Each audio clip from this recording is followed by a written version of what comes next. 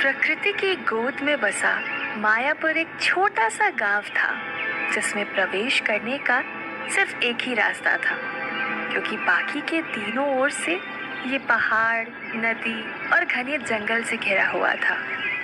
यहाँ का मौसम हमेशा से ही ठंडा रहता था। चंद्रकला मायापुर गांव में एक रुदाली का काम करती थी। गांव में जो भी मरता था उसके यहाँ जाके रोना और फिर उसका अंतिम संस्कार करना, ये उसका काम था। चंद्रकला की आंखों में जिस तरह से दुख दिखता था, वो देखकर पत्थर भी पिघल कर रो पड़ते थे।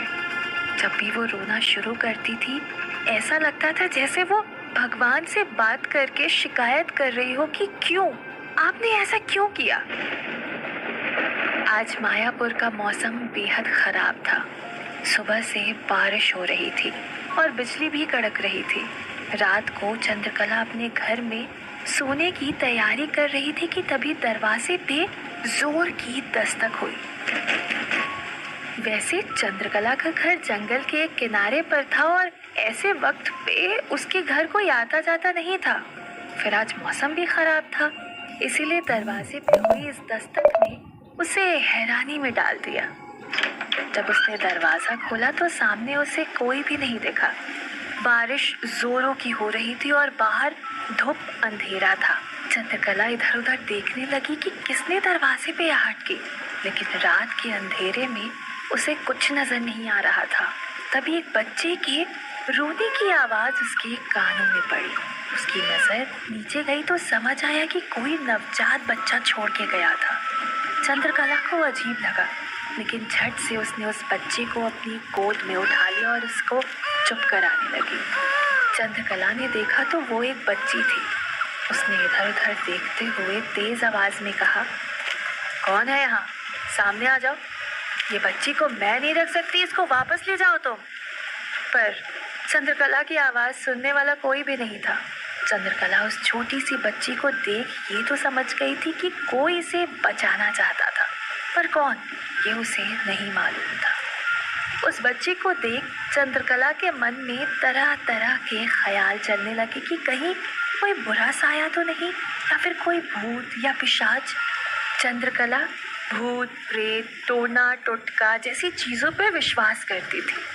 हमेशा इन सबसे सतर्क रहती थी, क्योंकि उसे पता था कि बुरी शक्तियाँ क्या क्या कर सकती हैं। आज तो अमावस की रात भी थी, जिस रात ऐसी शक्तियाँ और ज़्यादा ताकतवर हो जाती हैं। वो ये सब सोच रही थी कि तभी बच्ची की रोने की आवाज़ ने उसका ध्यान खींचा। वो तुरंत ही बच्ची को अपनी गोद में लिए अंदर ले आई और दरवाज़ा बंद कर दिया। ठंड से जैसे उसके अंदर सिहरन सी उठने लगी। उसने तुरंत ही बच्ची को एक कपड़े से ढका और रसोई से बच्ची के लिए दूध लेकर आ गई। बच्ची को दूध पिलाते वक्त चंद्रकला ने उस बच्ची के चेहरे को ध्यान से देखा। एक बहुत ही मासूम और प्यारा चेहरा, जिसको देखकर कोई भी अपने सारे गम, सारी मुश्किलें भूल जाए। उसने तुरंत ही उस बच्ची को अपने सीने से लगा लिया और कहा, नीति, आज से तेरा नाम नीति और मैं तेरी माँ। नीति को सुलाते सुलाते चंद्रकला कब खुद सो गई उसे पता ही नहीं चला। चंद्रकला नीति को सीने से चिपकाए सो रही थी कि तभी अचानक से नीति जाग गई। उसकी छोटी छोटी मासूम आंखें बड़ी होने लगी। उसके नाखून अचानक से बड़े बड़े होने लगे। उसकी जीभ अचानक से बड़ी होने लगी और तेजी से वो जीभ को अंदर बाहर करने लगी। इससे पहले कि चंद्रकला संभल पाती, नीति ने अपने नुकीले नाखून उसकी गर्दन पर रख दिए और उछल कर सीधे चंद्रकला के सीने पर बैठ गए। आंखें बड़ी करते हुए उसने जैसे ही चंद्रकला का मुंह दबोचा, वैसे ही चंद्रकला एकदम हड़बड़ा के उठकर बैठ गई और जोर जोर से हांफने लगी।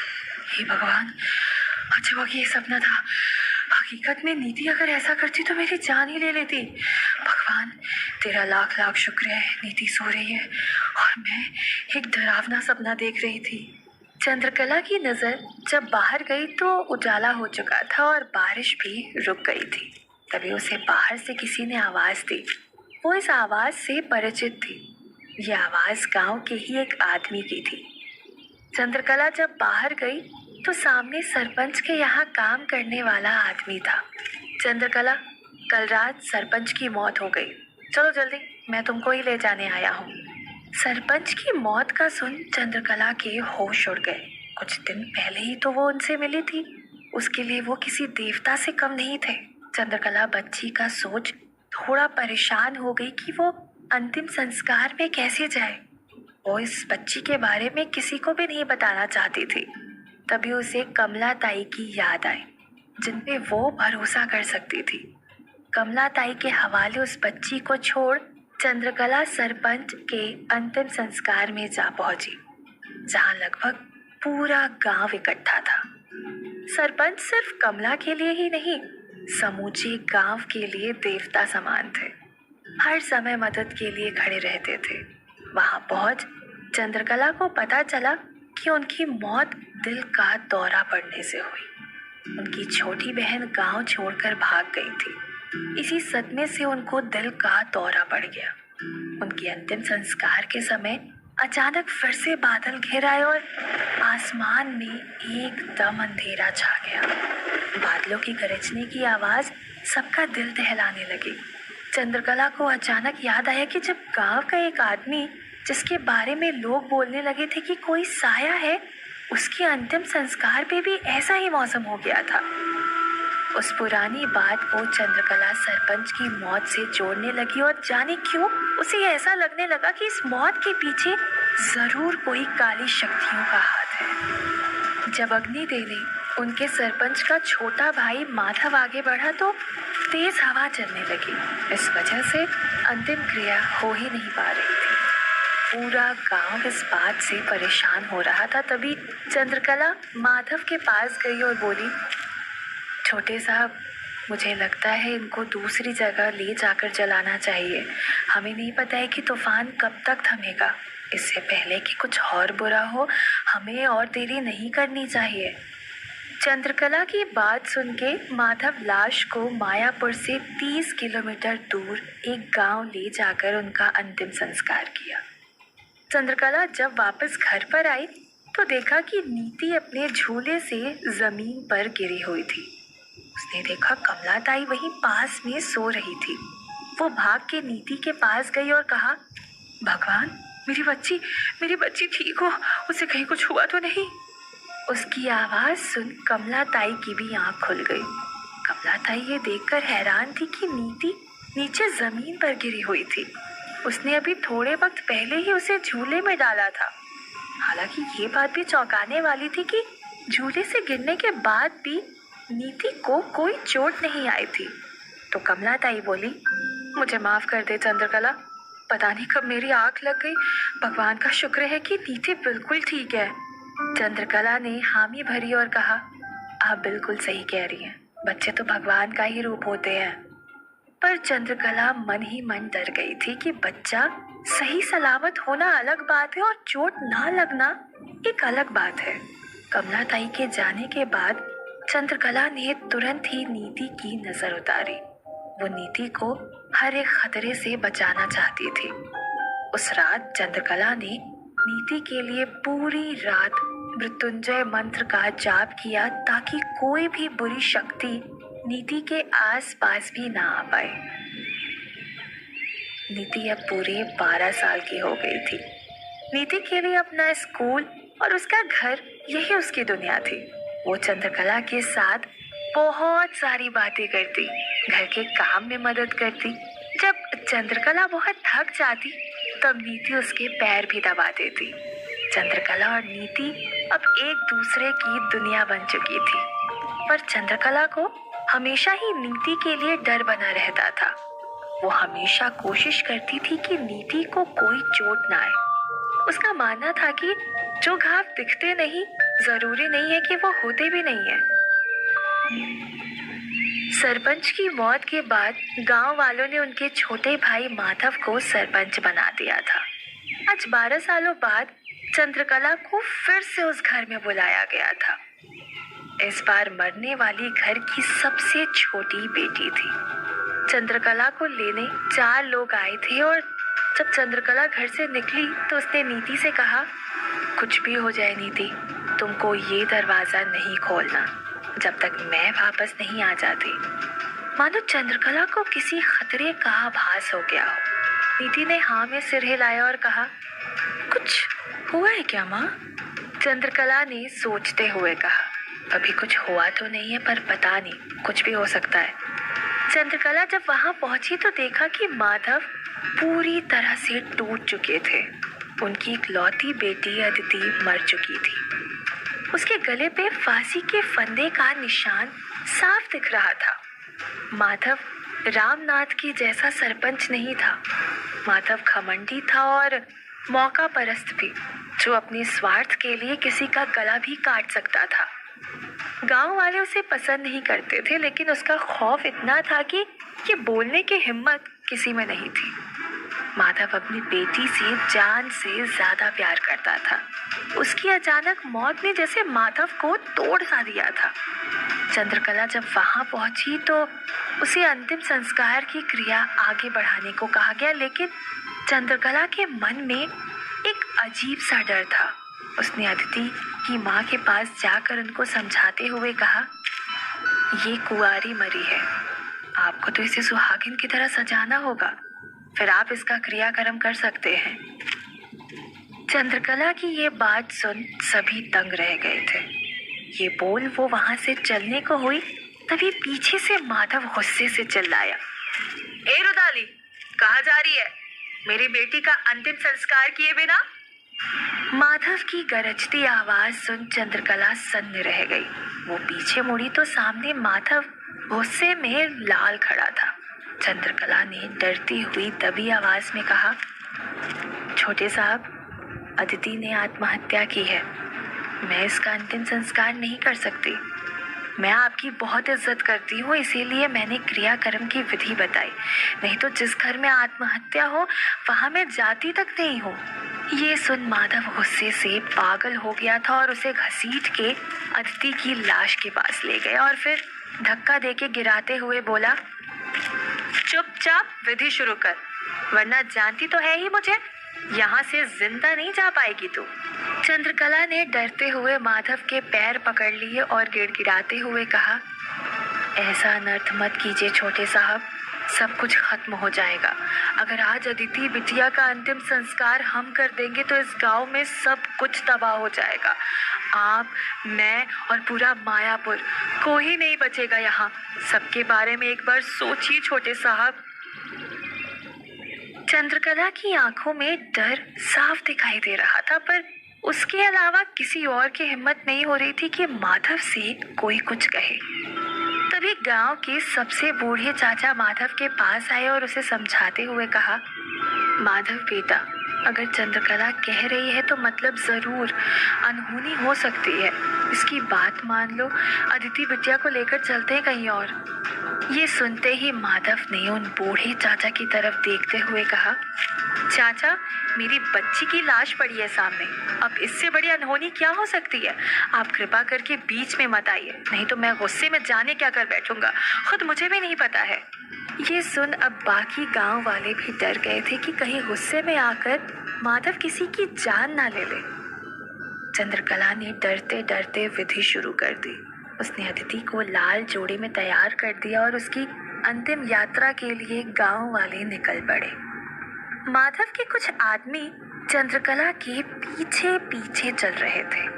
माधव को पता था कि चंद्रकला आसानी से नहीं मानेगी, इसीलिए उसने अपने कुछ लोगों को चंद्रकला के घर भी भेज दिया था, जो चंद्रकला के घर का दरवाजा जोर जोर से पीट रहे थे। लेकिन नीति अपनी माँ की बात मानते हुए दरवाजा नहीं खोल रही थी।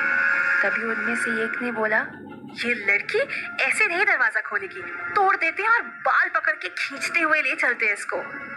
ये बोल वो दरवाजा तोड़ने में लग गया। कुछ ही धक्कों में दरवाजा टूट गया, लेकिन अंदर कोई नहीं था। सब घर में इधर उधर खोजने लगे, लेकिन नीति कहीं नहीं दिखी। हार कि वो लोग घर के बाहर आ गए और वहां से जाने की बात करने लगे। को वहां से निकलता देख नीति, जिसने खुद को एक संदूक में बंद कर रखा था, बाहर निकल गई। लेकिन उसे अंदाजा नहीं था कि वो लोग बस बाहर जाने का नाटक कर रहे थे ताकि नीति बाहर निकल आए। नीति जैसे ही संदूक से बाहर आई, सभी बड़ी तेजी से घर के अंदर घुस आए और नीति को पकड़ लिया। खुद को बड़ा होशियार समझ रही थी, हमें बेवकूफ बनाएगी, चल तुझे सीधा शमशान ही ले चलते हैं। ये बोल वो सब नीति को खींचते हुए शमशान की तरफ चल दिए। इधर चंद्रकला फिर से माधव से विनती करने लगी, ये पाप ना करे, संभल जाइए, अभी भी वक्त है। लेकिन माधव उसकी एक भी सुनने को तैयार नहीं था। तभी एक तरफ से नीति को आता देख चंद्रकला सन्न रह गई। वो समझ गई कि ये लोग माधव के ही आदमी हैं जो नीति को जबरदस्ती शमशान ले आए हैं। उन लोगों ने नीति को माधव के हवाले कर दिया। माधव नीति को खींचते हुए चंद्रकला के सामने लाकर ऐंठ में बोला, अगर तूने अभी क्रियाकर्म शुरू नहीं किया तो तेरी बेटी का क्रियाकर्म मैं कर दूंगा। चंद्रकला के पास अब और कोई रास्ता नहीं था, वो मजबूर हो चुकी थी। उसने अभी मंत्रों का जाप शुरू कर दिया, लेकिन तभी आसमान में काले बादल छाने लगे, जैसे कोई बहुत बड़ी अनहोनी होने वाली हो। तभी अचानक नीति भी जोर जोर से चीखने लगी। उसके शरीर से खून बहने लगा। आज तक जितनी भी चोट उसे लगी हुई थी, सबके घाव खुलने शुरू हो गए थे। वो पूरी तरह से खून में लाल हो गई। ये देख गांव वाले भी डर गए। चंद्रकला भी नीति का ये रूप देख सहम गई, जैसे उसके शरीर का सारा खून सूख गया हो। वो बड़ी तेजी से नीति की तरफ बढ़ी, लेकिन जैसे ही वो नीति के करीब पहुंची, नीति ने उसे एक जोर का धक्का मारा जिससे वो कुछ दूर जा गिरी। नीति के अंदर इतनी शक्ति देख सभी हैरान रह गए। चंद्रकला समझ गई कि नीति पे जरूर कोई काली शक्ति का असर हो रहा है।